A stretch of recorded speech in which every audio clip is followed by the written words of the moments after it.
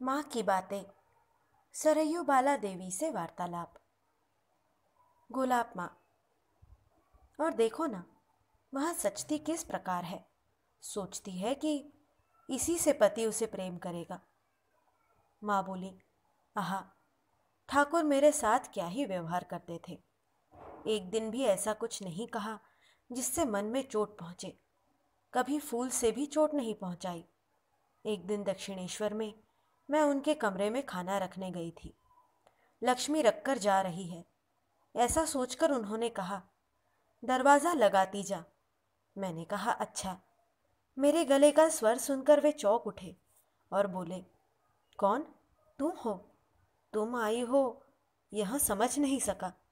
मैंने सोचा कि लक्ष्मी है, कुछ ख्याल मत करना। मैंने कहा भी तो क्या। कभी उन्होंने मुझे तुम छोड़कर तू नहीं कहा। कैसे आनंद में रहूं वही किया। वे कहते, कर्म करना चाहिए, महिलाओं को बैठे नहीं रहना चाहिए। बैठे रहने से तरह तरह के व्यर्थ के विचार कुविचार आदि मन में आते हैं। एक दिन मैं थोड़ा पटसन लाकर मुझे देते हुए बोले, इनसे मेरे लिए एक छीका बना दो, मैं लड़कों के लिए पूरी मिठाई आदि रखूंगा। मैंने छीका बना दिया और बचे हुए रेशों पर कपड़ा लगाकर एक तकिया बनाया। टाट के ऊपर चटाई बिछाकर वही तकिया मैं अपने सिर के नीचे लगाती, तब उस प्रकार सोकर जैसी नींद आती थी। अब इन सब खाट बिस्तर पर सोकर भी वैसी ही नींद आती है। कोई अंतर नहीं मालूम होता बेटी। वे कहते, अरे रिदु, मुझे बड़ी चिंता थी कि देहात की औरतें हैं, कौन जाने यहाँ कहाँ शौच जाएगी और लोग निंदा करेंगे तो लज्जित होना पड़ेगा। परंतु वह ऐसी है कि कब क्या करती है किसी को आहट तक नहीं मिलती। बाहर जाते मैंने भी उसे कभी नहीं देखा। उनकी वह बात सुनकर मेरे मन में जो चिंता हुई कि क्या बताऊं। मैंने सोचा, ओ माँ, वे तो जो कुछ चाहते हैं माँ उन्हें वही दिखा देती है। अब लगता है कि बाहर जाते ही उनकी निगाह में आना पड़ेगा। मैं व्याकुल होकर जगदम्बा को पुकारने लगी, हे माँ, मेरी लाज बचाओ। सो मेरी ऐसी माँ है कि मानो मुझे अपने दोनों पंखों से ढके रहती है। इतने वर्ष रही, परंतु एक दिन भी किसी की दृष्टि के सामने नहीं पड़ी। लोग मुझे भगवती कहते हैं। मैं भी सोचती हूँ कि सचमुच ही वैसा होगा, अन्यथा मेरे जीवन में ही ऐसी अद्भुत घटनाएं क्यों घटी होती। ये गोलाब, योगिन आदि उसमें से बहुत सी बातें जानती हैं। मैं यदि सोचती हूँ कि ऐसा हो या यहाँ खाऊंगी तो भगवान न जाने कहाँ से वहाँ सब जुटा देते हैं। आह, दक्षिणेश्वर में क्या ही सब दिन बीते हैं बेटी।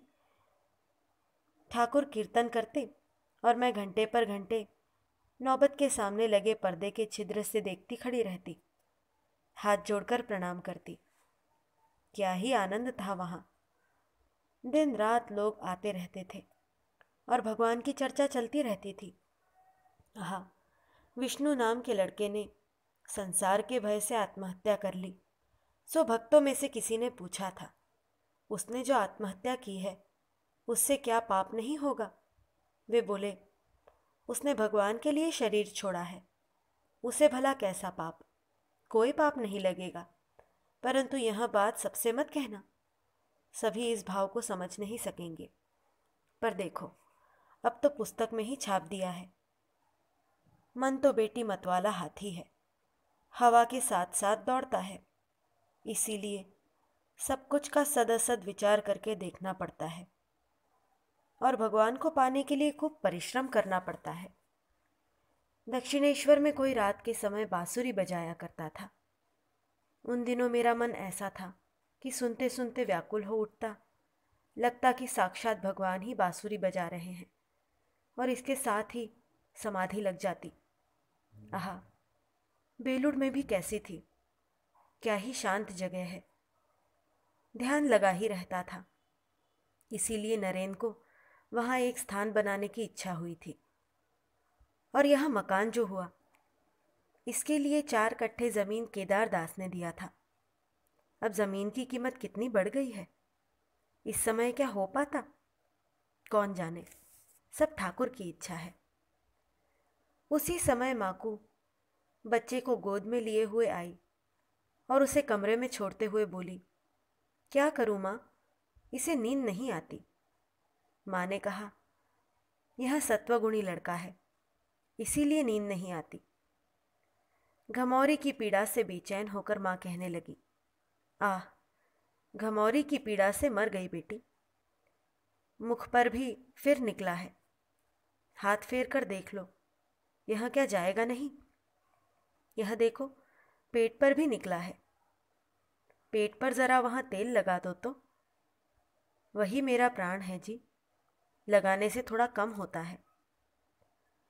तेल की मालिश करते हुए मैंने कहा, माँ, घर में एक दिन ठाकुर की पूजा करने के बाद गृहस्थी के कार्य करने गई थी।